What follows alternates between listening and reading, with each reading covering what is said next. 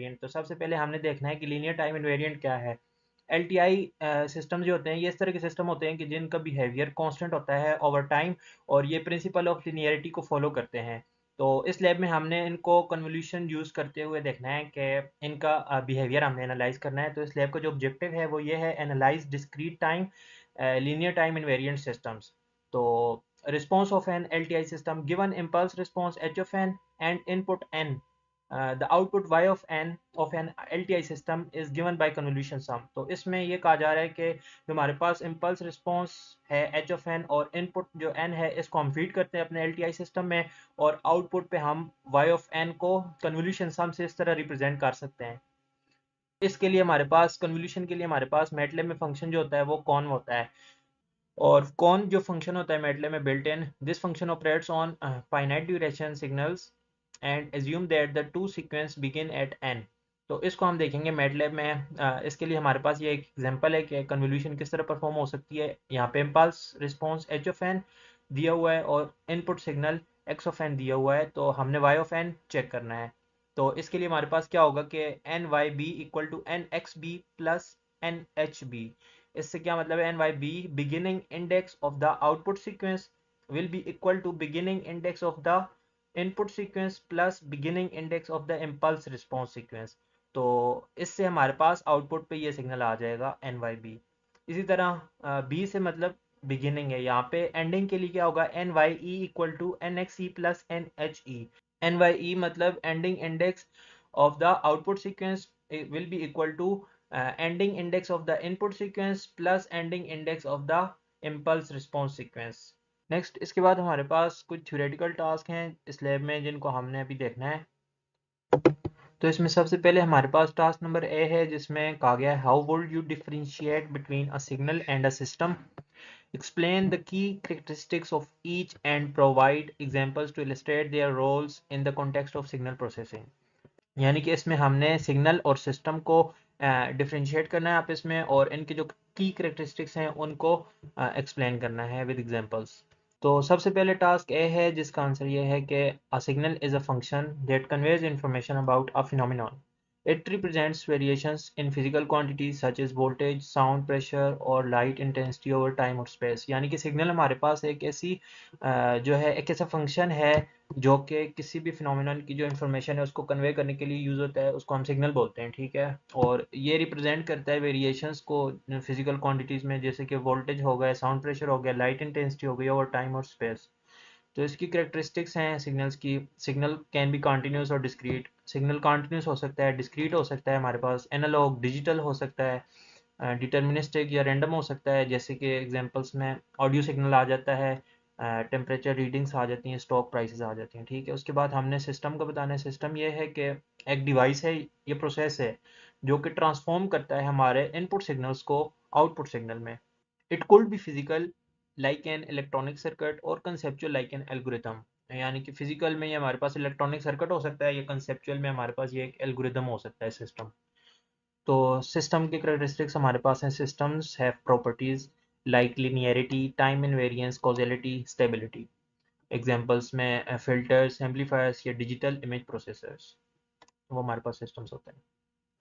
उसके बाद हमारे पास टास्क नंबर बी है जिसमें कहा गया, how does LTI systems play a crucial role in DSP considering their mathematical simplicity, adherence to the superposition principle and efficiency in frequency response analysis। तो task B का ये आंसर है कि LTI systems are crucial in digital signal processing due to their mathematical simplicity, adherence to the superposition principle and efficiency in frequency response analysis।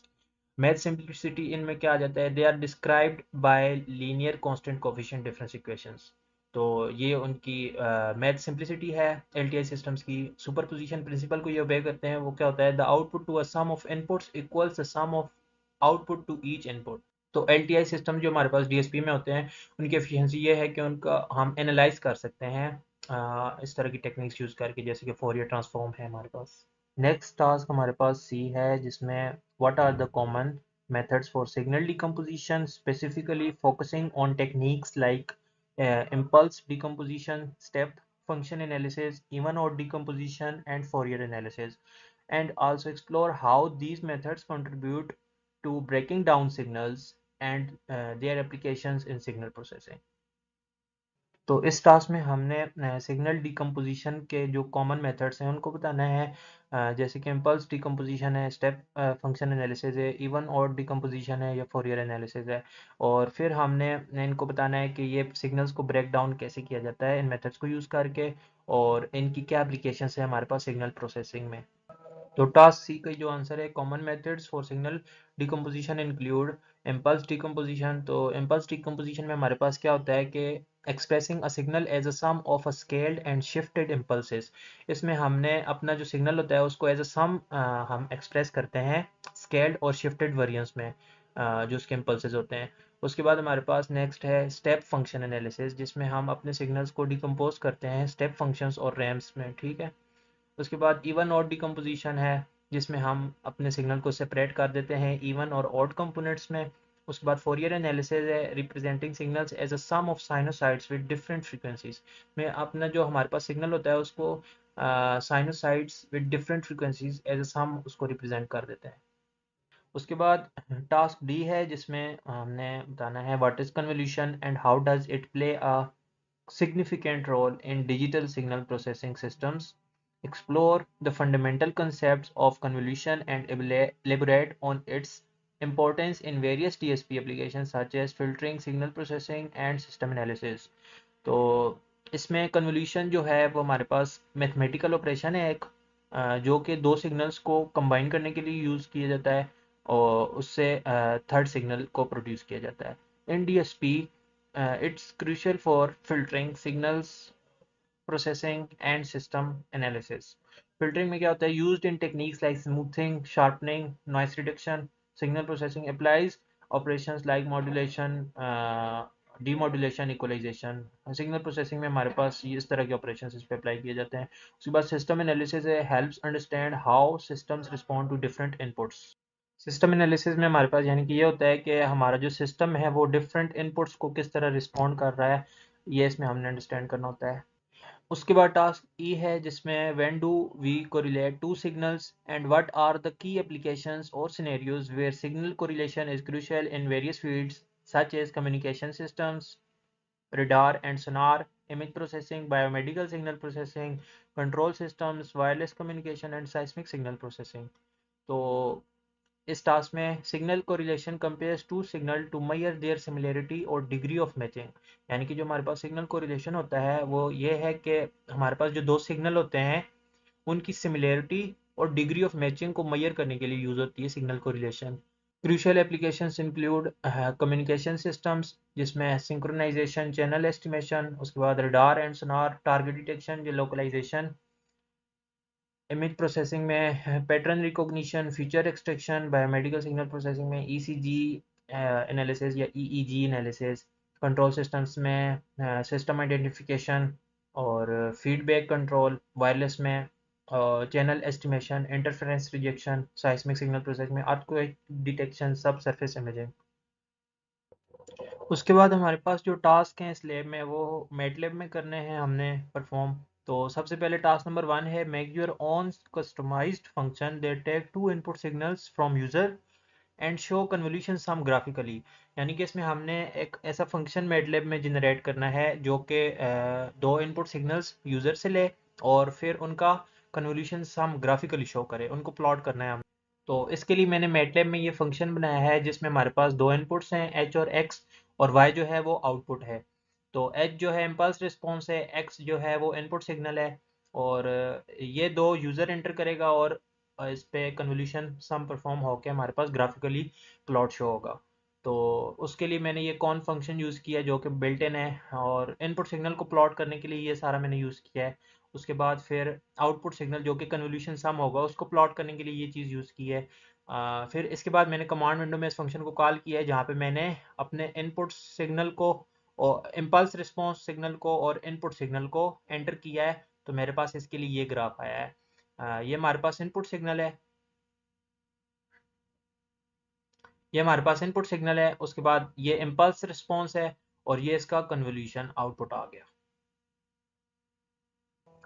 अच्छा, उसके बाद हमारे पास जो नेक्स्ट टास्क है, टास्क नंबर 2 मैटलैब में जो हमने करना है, make your own customized function that take two input signals from user and use flip and slide method to show convolution sum step by step. Use pause commands to stay and see step wise convolution results. यानी कि इसमें हमने same उसी तरह इसमें function बनाना है, दो input signal जो कि यूज़र एंटर करेगा, और इसमें हमने flip and slide method use करना है कन्वोल्यूशन सम को शो करने के लिए स्टेप बाय स्टेप। तो इसके लिए मैंने मैटलैब में अपना फंक्शन ये क्रिएट किया है जिसमें हमारे पास एच और एन सेम उसी तरह हमारे पास दो इनपुट्स होंगी, इम्पल्स रिस्पॉन्स और एक्स जो होगी वो इनपुट होगी। उसके बाद मैंने ये इनिशियलाइज करवाए हैं variables N equal to length of X, M is equal to length of H. ठीक है, उसके बाद हमने flip and slide method use करना है। तो उसके लिए मैंने जो इम्पल्स रिस्पॉन्स सीक्वेंस है उसको फ्लिप करने के लिए एच फ्लिप्ड के नाम से एक जो वेरिएबल है वो डिक्लेयर किया है, और flip L R of H इसको जो है वह फ्लिप करने के लिए यूज़ होगा। जो मेरे पास इम्पल्स रिस्पॉन्स इधर यूज़र एंटर करेगा उसको फ्लिप करने के लिए ये फंक्शन यूज़ किया है। उसके बाद कन्वोल्यूशन हमने स्टेप बाय स्टेप परफॉर्म करनी है। तो उसके लिए मैंने फोर लूप लगाया है 1 से एल तक। एल जो मेरे पास N plus M minus one, N और एम को ये मैंने लेंथ ऑफ एक्स और लेंथ ऑफ एच के नाम से इसको स्पेसिफाई किया है। उसके बाद इसमें इफ़ कंडीशन भी लगी है। यहाँ पे मेरा फोर लूप एंड हुआ है। उसके बाद लूप के बाद हमारे पास जो है करंट स्टेप ऑफ कन्वोल्यूशन जो है उनको डिस्प्ले करने के लिए मैंने ये चीज़ यूज़ की है स्टेम, यानी कि वो डिस्क्रीट बताएगा। उसके बाद टाइटल दिया है, एक्स लेबल किया, वाई लेबल किया, एक्सेस मेंशन की, और उसके बाद जो मैंने पॉज यूज़ किया है 1 सेकेंड का। ये जो मेरे पास स्टेप्स आएंगे कन्वोल्यूशन के, जो प्लॉट शो होगा वो 1 सेकेंड के बाद नेक्स्ट इंटरवल को शो कर रहा होगा। और यहाँ पे फिर डिस्प्ले फाइनल रिजल्ट्स को मैंने डिस्प्ले कर दिया है। उसके बाद मैंने इस फंक्शन को जब रन करना है तो उसके लिए मेरे पास ये इनपुट मांगेगा यूज़र से। तो इनपुट करने के बाद इसका प्लॉट शो होगा।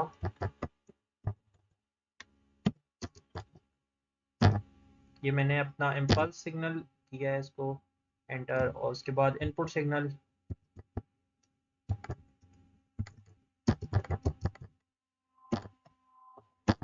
उसके बाद मेरे पास इसका प्लॉट शो हो जाएगा कन्वोल्यूशन सम। ये पॉज 1 सेकेंड का आ रहा है जो मैंने कोड में दिया था। तो ये इसकी कन्वोल्यूशन आ गई। उसके बाद हमारे पास टास्क नंबर 3 है जिसमें हमने रिस्पॉन्स को फाइंड करना है, कंप्यूट करना है। एच ऑफ एन जिसमें दिया हुआ है और एक्स ऑफ एन दिया हुआ है, इसके रिस्पॉन्स को हमने कंप्यूट करना है। ये दोनों इनपुट सिग्नल्स हैं, और इसके लिए कंप्लीट फंक्शन मैटलैब में ये है जिसको मैंने मैटलैब में किया है। तो टास्क नंबर 3 के लिए मैंने जो मैटलैब में फंक्शन क्रिएट किया है उसको कमांड विंडो में कॉल करने के बाद मेरे पास इसका ये रिजल्ट आ रहा है कि आउटपुट सीक्वेंस इसका ये आ गया, index vector of the for the output sequence इसका ये आ गया।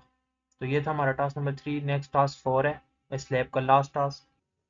तो स्लैब का लास्ट टास्क जो है टास्क नंबर 4 वो ये है कि we have the impulse response of a system and ये हमारे पास इम्पल्स रिस्पॉन्स है, और for X of N this find Y of N if we feed shifted variant of input signal. जो हमारे पास एक्स ऑफ एन है इसका अगर हम शिफ्टेड वेरिएंट जो है फीड करें इम्पल्स रिस्पॉन्स जो ऊपर है उसके साथ वाई ऑफ एन फाइंड करने के लिए, तो फिर जो हमारे पास आउटपुट सिग्नल होगा वो किस तरह का रिसीव होगा ये हमने चेक करना है, दोनों में चेंज क्या आएगा। तो इसके लिए मैंने मैटलैब में ये फंक्शन क्रिएट किया है जो कि एक्स ओरिजिनल है एक हमारे पास सिग्नल, और दूसरा जो है वो शिफ्टेड है, एक्स शिफ्टेड। ठीक है, ये दो सिग्नल्स हैं। इसको जब मैंने रन किया है तो मेरे पास ये डेटा आया है कमांड विंडो में। तो इसमें मेरे पास जो output sequence for original signal है वो ये आया है, ओरिजिनल इनपुट सिग्नल। और उसके बाद जो दूसरा है शिफ्टेड इनपुट सिग्नल जो कि हमने एक्स ऑफ एन का शिफ्टेड वेरिएंट था उसको यूज़ किया, तो उसके लिए मेरे पास आउटपुट सीक्वेंस ये आ गया। Thank you.